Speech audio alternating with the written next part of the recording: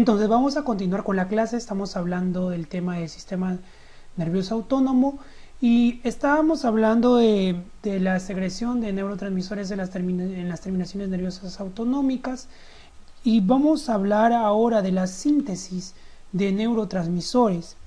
La síntesis de acetilcolina tiene lugar en la terminación presináptica mediante la acetilación de la colina con acetilcoenzima A, ¿no? Reacciones catalizada por la acetilcolinesterasa, y la mayor parte de la síntesis se da en el axoplasma y posteriormente es transportada a las vesículas donde queda almacenada, y la eliminación de acetilcolina se produce de forma muy rápida gracias a la hidrólisis por la acetilcolinesterasa presente en las neuronas, en la hendidura sináptica y en diversos tejidos, dando lugar a iones acetato y a colina.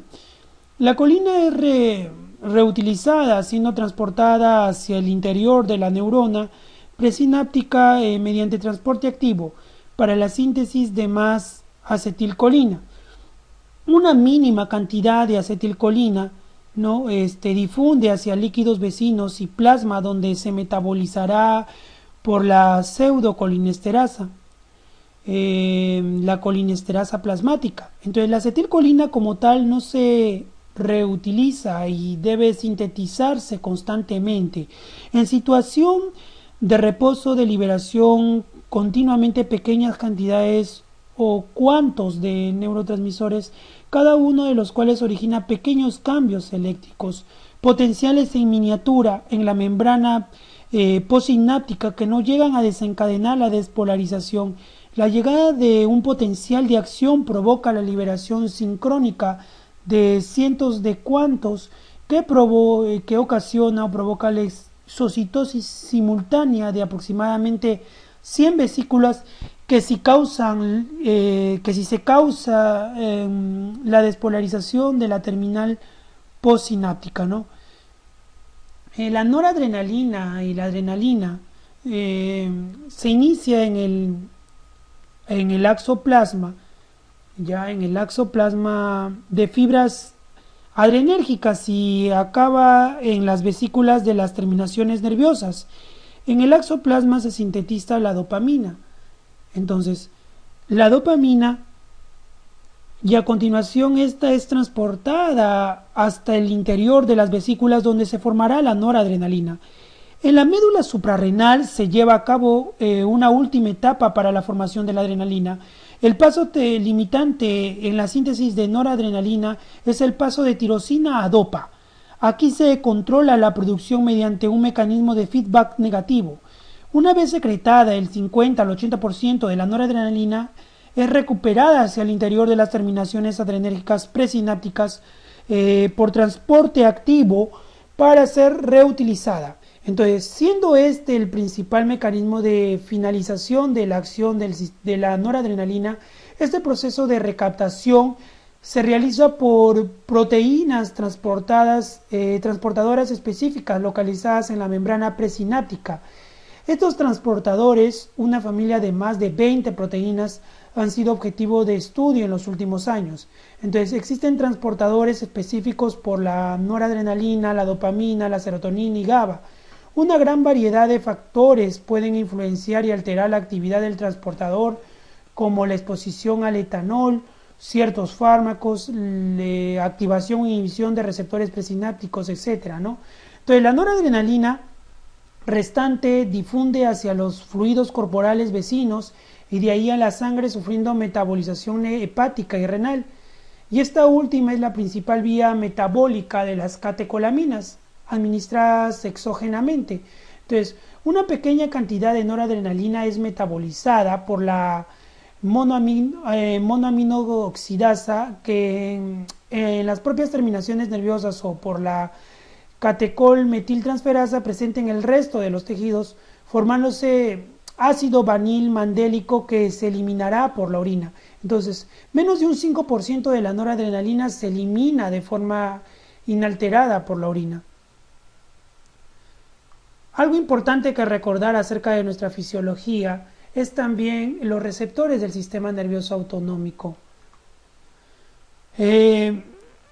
Tenemos receptores colinérgicos y receptores adrenérgicos. Los receptores colinérgicos es el primer mensajero en la transmisión de impulsos del sistema nervioso parasimpático, la acetilcolina. Entonces, la acetilcolina es el primer mensajero en la transmisión de impulsos en el sistema nervioso parasimpático. Entonces, ganglios del sistema nervioso simpático y en la unión neuromuscular estriada y los receptores sobre los que actúa se conoce como colinérgicos. Entonces, en ganglios del sistema nervioso simpático y en uniones neuromuscular estriada.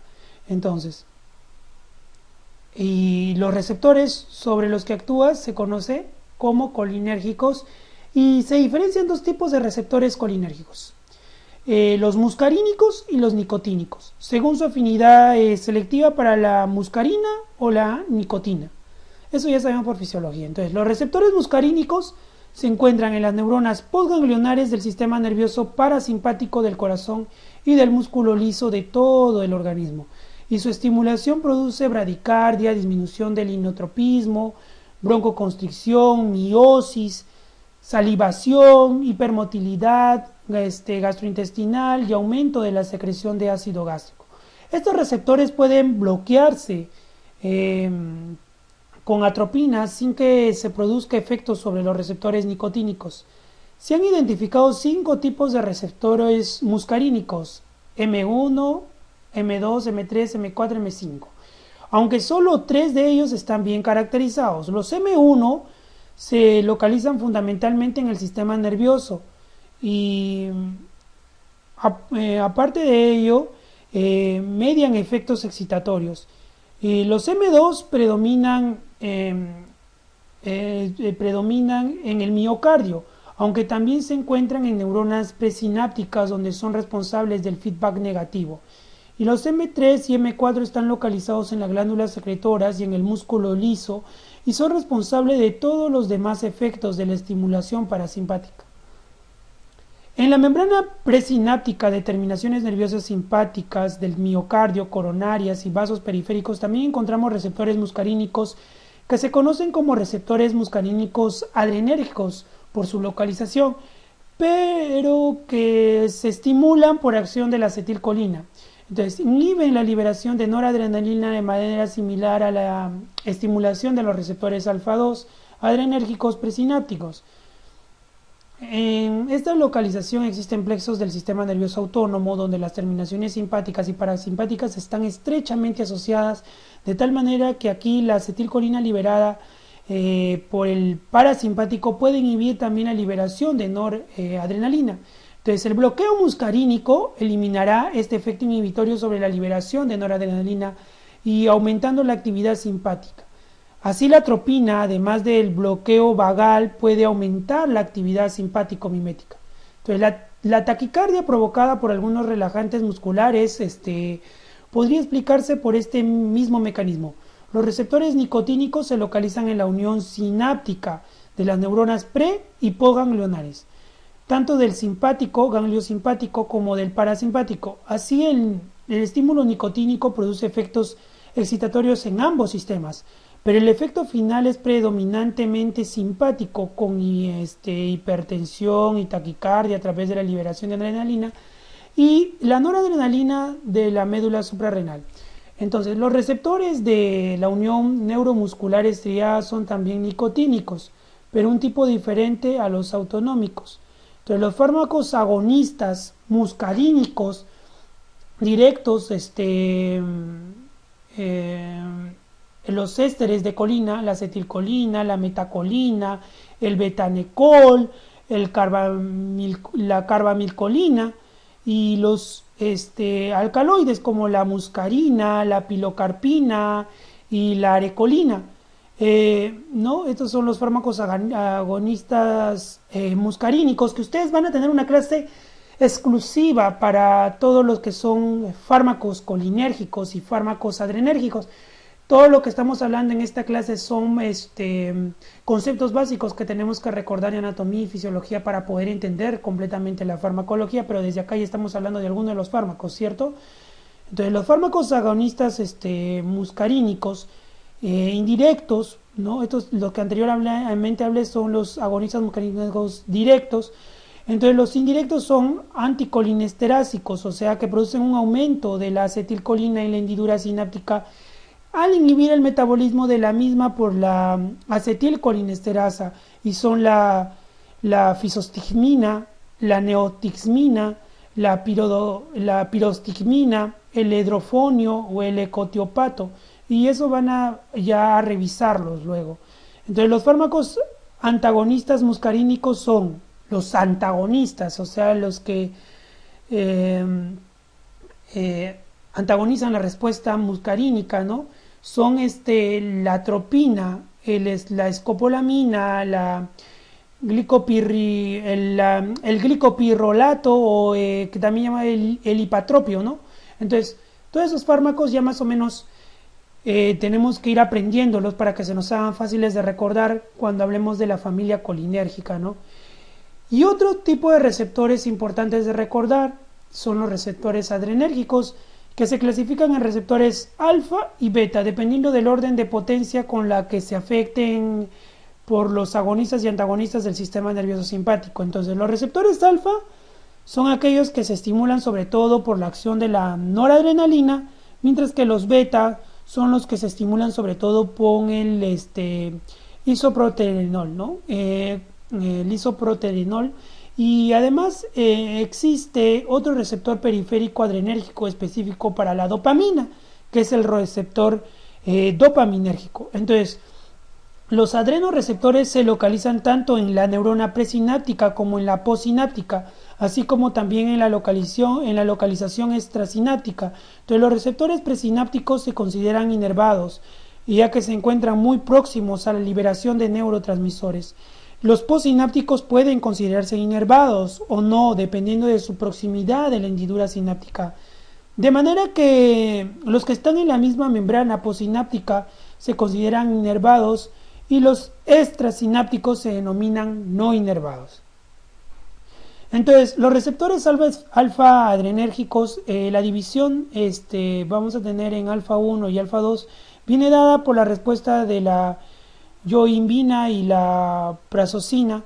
La prazosina es el antagonista más potente de los alfa 1 y la yohimbina es el antagonista más potente de los alfa 2. Entonces los receptores alfa 1 son postsinápticos y se encuentran en la musculatura lisa de los vasos sanguíneos, gastrointestinal, útero, trígono vesical y la piel con el músculo piloerector. Su activación comporta un aumento o disminución del tono muscular dependiendo del órgano efector, produciendo constricción del músculo liso, excepto en el sistema gastrointestinal donde provocan la relajación. Luego tenemos los receptores alfa 2 que se encuentran en una gran variedad de órganos aparte del sistema nervioso central y periférico, como plaquetas en el hígado, riñón, tejido adiposo y páncreas, y tienen funciones fisiológicas en cada órgano bien definidas. Existen 3 subtipos bien identificados, ¿no? El alfa 2A, el alfa 2B y alfa 2C, ¿no? Los receptores alfa 2 de la médula espinal son los de subtipo A nivel del sistema nervioso central. Los efectos antihipertensivos también parecen estar mediados por este subtipo, y la estimulación de los secretores de los receptores alfa 2B parece causar vasoconstricción periférica, y los receptores alfa 2 son de localización pre y postsináptica. Más que todo recordar, ¿no?, los dos tipos de alfa adrenérgicos, los alfa 1 y los alfa 2. Mientras que también tenemos a los receptores beta adrenérgicos, y dentro de ellos se han descrito 3 subtipos: los beta 1, los beta 2, los beta 3. Los beta 1 y los beta 2 son los más estudiados y los más conocidos. El receptor beta 1 son postsinápticos y se han identificado en la membrana presináptica. Se consideran receptores inervados y predominan en el miocardio, en el nodo sinusal, en el sistema de conducción ventricular, y son sensibles a la adrenalina y a la noradrenalina. hecho que los diferencia, ¿no?, completamente de los beta 2. Su efecto en el corazón es aumentar el inotropismo y el cronotropismo en el tejido adiposo y estimulan también la lipólisis. Entonces los receptores beta 2 son pre y postsinápticos. Entonces el estímulo de los receptores beta 2 presinápticos tienen efecto opuesto a los de los alfa 2 presinápticos. Aumentan la liberación de noradrenalina endógena en la sinapsis, funcionando como un mecanismo de feedback positivo. Su antagonismo producirá el efecto similar a la estimulación de los alfa 2 presinápticos. Y los receptores beta 2 postsinápticos se consideran no inervados y responden principalmente a la adrenalina circulante. Se encuentra en el músculo liso de los vasos sanguíneos, en la piel, bronquios, en el útero, gastrointestinal, en la vejiga y páncreas. Son más sensibles a la adrenalina que a la noradrenalina.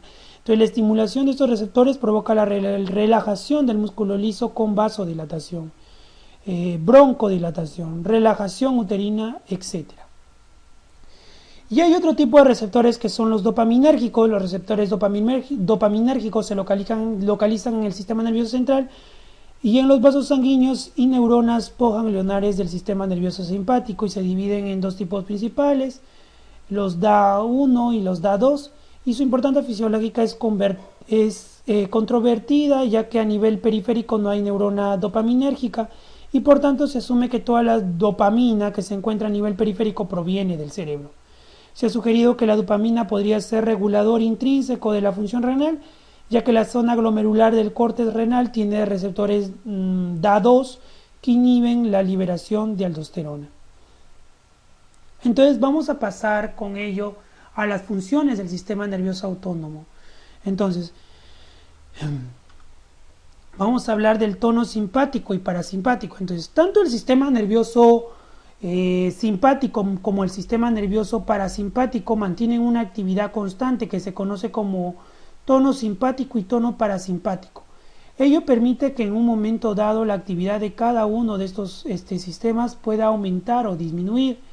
Entonces el tono simpático mantiene en condiciones normales a casi todos los vasos sanguíneos constreñidos hasta aproximadamente la mitad de su diámetro máximo. Si aumenta la actividad simpática, se producirá una constricción adicional.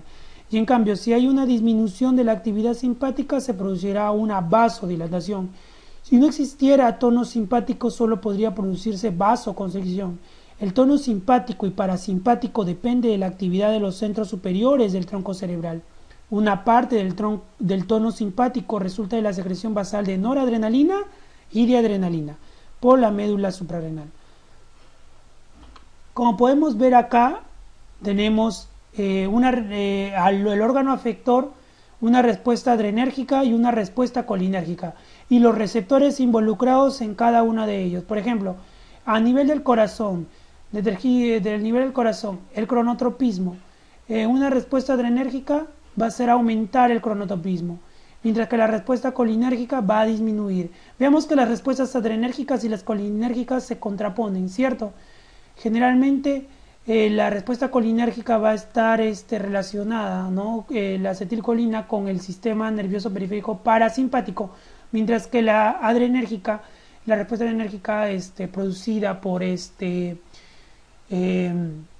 noradrenalina y adrenalina van a seguir el patrón del sistema nervioso simpático.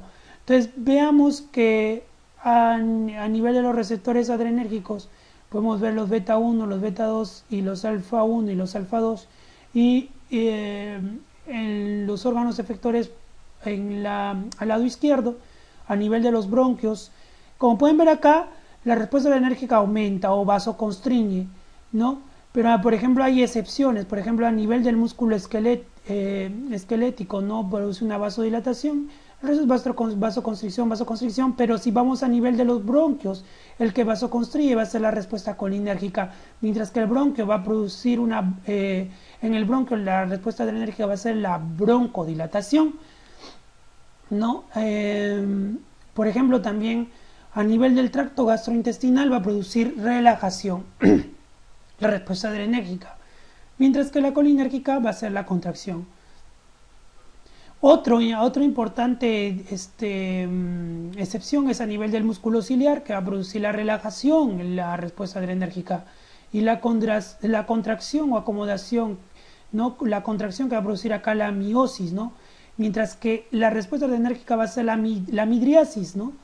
A nivel del radial de la iris, ¿no? Entonces, y a nivel del músculo ciliar.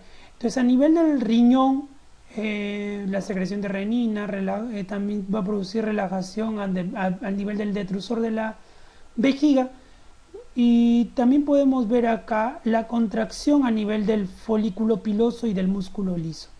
Entonces, más o menos nosotros ya por fisiología recordamos cómo es que funciona el sistema parasimpático y su neurotransmisor principal, que viene a ser la acetilcolina, y también el simpático con su neurotransmisor principal, la noradrenalina y la adrenalina, y los receptores adrenérgicos involucrados en la respuesta simpática, ¿no? En la respuesta adrenérgica, que son los beta 1 y beta 2, mientras que los de la respuesta colinérgica, que tienen receptores de tipo colinérgico, que son los muscarínicos y los nicotínicos, ¿no? Entonces eso tiene que quedar claro, los tipos de receptores para cada uno de estos sistemas ya estudiados, ya emprendidos. Hoy día estamos solamente recordando cosas que ya hemos aprendido en ciclos anteriores. Entonces, vamos a ver la activación del sistema nervioso simpático. La activación del sistema nervioso simpático puede activarse de forma masiva. Esto ocurre cuando el hipotálamo es activado por un determinado evento, como un estímulo doloroso o emocional muy intenso, y en consecuencia se produce una reacción generalizada en todo el organismo, conocida como reacción de alarma o estrés, también denominada reacción de lucha o huida. Entonces, con la descarga simpática masiva, el organismo se pone en marcha para llevar a cabo una actividad muscular enérgica, aumenta la presión arterial, aumenta el flujo sanguíneo en los músculos activos y disminuye en los órganos innecesarios para una actividad rápida. Aumenta de forma generalizada el metabolismo celular, la glucólisis muscular, la fuerza muscular y la actividad mental. Nos activa. Entonces, todo ello permite realizar la actividad física agotadora. Entonces, otra vez la actividad del sistema nervioso simpático se produce de forma selectiva. Entonces, ello ocurre, por ejemplo, en el proceso de regulación térmica, donde se controla el sudor y el volumen de sangre que pasa por la piel, sin que se vean afectados otros órganos. Muchos reflejos locales que afectan a la médula espinal, pero no a centros más superiores del sistema nervioso central. Afecta solo a zonas muy concretas, como por ejemplo la vasodilatación cutánea local originada por el calentamiento de una zona de la piel, ¿no? La activación del sistema nervioso parasimpático, al contrario de lo que ocurre con el sistema nervioso simpático, el sistema nervioso parasimpático se relaciona con procesos de descanso, de rest and digest, y su activación está orientada al ahorro de energía, más bien, ¿no? A lo contrario del simpático. Así, la activación parasimpática produce una disminución de la frecuencia cardíaca, de la velocidad de conducción, del seno auricular, entonces también del aurículo ventricular. Entonces, la constricción del músculo liso bronquial, la miosis, etc. Los signos de descarga parasimpática son las náuseas, los vómitos, el aumento del peritatilismo intestinal, la enuresis y la defecación. Entonces, también origina un aumento de las secreciones, el parasimpático. Entonces, sin embargo, la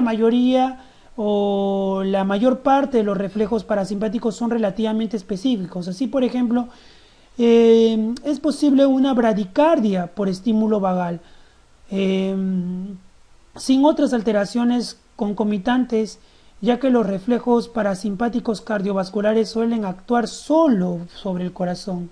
Otro ejemplo es el reflejo de vaciamiento rectal, sin afección del resto del intestino. A veces los reflejos parasimpáticos pueden asociarse, como el caso del vaciamiento vesical y rectal. Entonces, la interacción con otros sistemas reguladores, como el sistema nervioso autónomo, está íntimamente relacionado con el sistema endocrino, que ayuda a controlar la presión arterial y regulan la homeostasis. Entonces estos sistemas incluyen el eje renina-angiotensina y la liberación de hormona antidiurética, glucocorticoides y también de insulina. Entonces, a pesar de que el principal estímulo de la secreción de hormona antidiurética es la osmolaridad plasmática, su liberación también se estimula con la caída de la presión venosa a través de los receptores auriculares y por la hipotensión a través de los vasoreceptores carotídeos. Entonces el estrés, el dolor, la hipoxia, así como la anestesia y la cirugía, también estimulan la liberación de hormona antidiurética. Entonces en el páncreas el estímulo beta induce la secreción de insulina, mientras que el estímulo alfa produce el efecto contrario, ¿no? La angiotensina 2, que es un potente vasoconstrictor arterial directo, que también actúa en las glándulas suprarrenales, estimula la secreción de aldosterona y de adrenalina.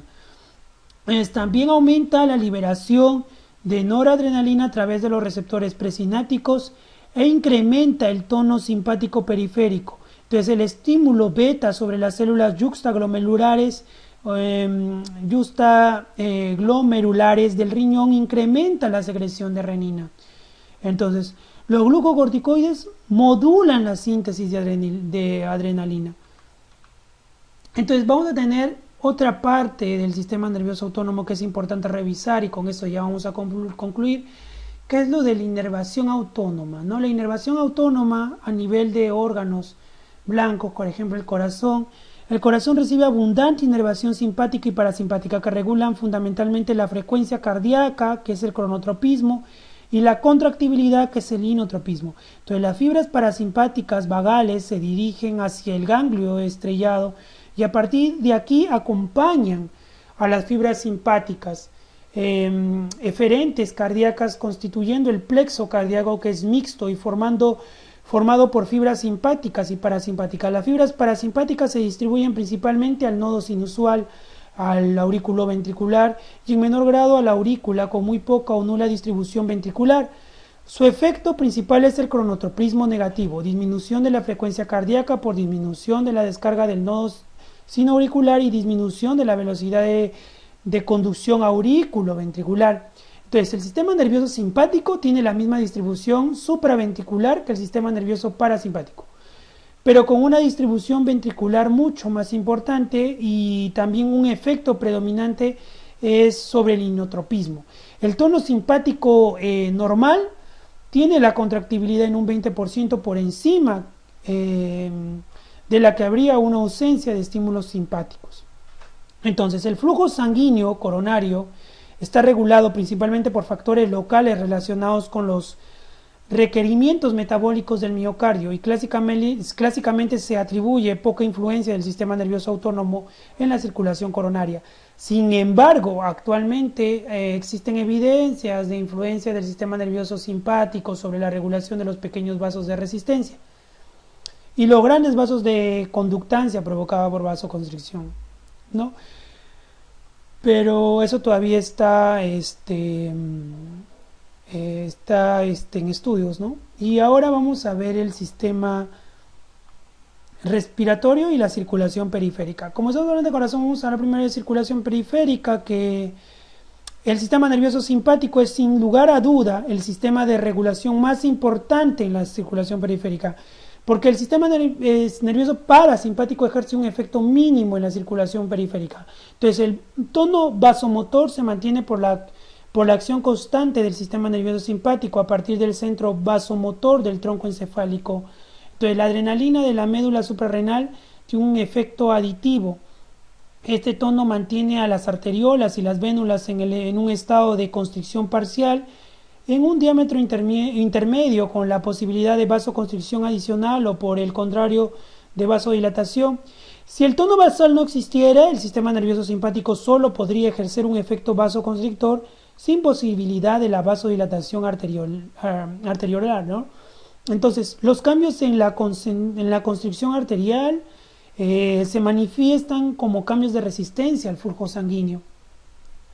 En cambio, el sistema venoso es un sistema de capacitancia y no de resistencia. Entonces el tono venoso produce una resistencia al flujo mucho menor que en el sistema arterial, y los efectos de la estimulación simpática alteran la capacidad más de la resistencia del sistema venoso. Como el sistema venoso funciona como un reservorio de aproximadamente el 80% del volumen sanguíneo, entonces pequeños cambios en la capacitancia venosa producen grandes cambios en el retorno venoso y por lo tanto en la precarga cardíaca. Y a nivel del sistema respiratorio, la inervación simpática llega a través de fibras postganglionares del ganglio estrellado, y la parasimpática proviene del nervio vago. Entonces las fibras simpáticas y parasimpáticas viajan juntas, al igual que sucede en el corazón, inervan al músculo liso bronquial y vascular pulmonar, y la estimulación simpática produce broncodilatación y también vasoconstricción pulmonar. Y si bien que los factores locales parece ejercer un efecto mucho más importante que en la regulación de la circulación pulmonar, la vasoconstricción pulmonar hipóxica, ¿no? Entonces el sistema nervioso parasimpático, por el contrario, es vasoconstrictor y además aumenta la secreción bronquial. Entonces, eso va a ser todo en cuanto a nuestra revisión del sistema nervioso autonómico, porque hemos revisado una serie de conceptos básicos que ustedes ya lo han, solamente como una recapitulación de cosas que ustedes ya saben, que ustedes ya han aprendido y que solamente hemos recordado para poder entrar y entender lo que viene a ser farmacología del sistema nervioso autonómico, ¿no? Y dentro de ellos la familia de los colinérgicos y adrenérgicos, ¿no? Cosas importantes en conclusión que debemos recordar, no se olviden de que el sistema nervioso autónomo regula la actividad del músculo liso, de las glándulas exocrinas, del tejido cardíaco y de ciertas actividades metabólicas. También no se olviden de su división anatómica, ¿no? La central, la periférica. Dentro de la periférica está lo que viene a ser la periférica, el sistema nervioso autónomo periférico adrenérgico y el sistema nervioso autonómico colinérgico, ¿no? Que viene a ser la clásica división. También debemos recordar, ¿no? El tipo de neuronas bipolares y cómo son las fibras de tipo preganglionar, las postganglionares a nivel del nervio simpático, no se olviden. La preganglionar es más corta, la postganglionar es más larga, ¿no? Mientras que a nivel del nervio parasimpático la preganglionar es más larga y de repente hace sinapsis dentro del ganglio o dentro del tejido, ¿no? Los dos tienen el ganglio, su sinapsis a nivel del ganglio, ¿no? Entonces, no olvidar esas ciertas cosas que nos van a ayudar para entender nuestra farmacología, ¿no? Los receptores nicotínicos, los muscarínicos a nivel de la parte colinérgica y como principal neurotransmisora la acetilcolina, y a nivel del simpático nuestros receptores adrenérgicos, los alfa, los beta, los alfa 1, los alfa 2, los beta 1, los beta 2, los principales neurotransmisores, la noradrenalina y la adrenalina. Ver que a nivel de todo el organismo se antagonizan las respuestas tanto adrenérgicas como colinérgicas, y generalmente la simpática va hacia la activación, ¿no? De todos nuestros sistemas, de su sistema de órganos, ¿no? Mientras que la colinérgica más va para la relajación, pero no olvidar que hay excepciones, ¿no? Por ejemplo, a nivel del aparato respiratorio, ¿no? O a nivel de la musculatura ciliar del ojo, o que es importante las diferentes excepciones recordarlas y saber que sobre todo la parte de secreciones va por el sistema parasimpático, ¿no? Entonces hemos hecho un recordar de todo lo que hemos aprendido hasta el momento en anatomía, en fisiología del sistema nervioso autónomo. La división también importante. No se olviden del sistema nervioso, que aparte de que nosotros tenemos un sistema, nuestro sistema nervioso periférico, como dijimos, aparte dividirse, ¿no? En sistema nervioso parasimpático y en sistema nervioso periférico simpático, ¿no? Que nuestro sistema nervioso periférico simpático o adrenérgico o sistema nervioso parasimpático o colinérgico, como farmacológicamente se divide. También tenemos otro tercer otro tercer sistema, ¿no? Que es el sistema nervioso entérico, que también hemos podido hablar un poco de ello, ¿no? Y que estructuralmente y desde el punto de vista neuroquímico este sistema tiene la peculiaridad de funcionar de manera independiente, ¿no? Y es por ello que también se le denomina el segundo cerebro. Y más que todo lo constituyen los plexos mientéricos y los ¿no? Como el plexo de Auerbach o el plexo submucoso, y que también a veces subdivide en diferentes plexos, ¿no? En tres plexos, ¿no? El plexo de la capa submucosa interna, el plexo de la capa submucosa externa, y también el plexo intermedio. Entonces, todo eso ya lo hemos visto, hemos señalado. Entonces espero que para cuando entremos a la parte de la farmacología pura de las familias, que es en las próximas 2 clases, podamos tener todo este conocimiento claro para que la farmacología la entendamos de una manera maravillosa. Entonces eso es todo por hoy y muchas gracias por su atención.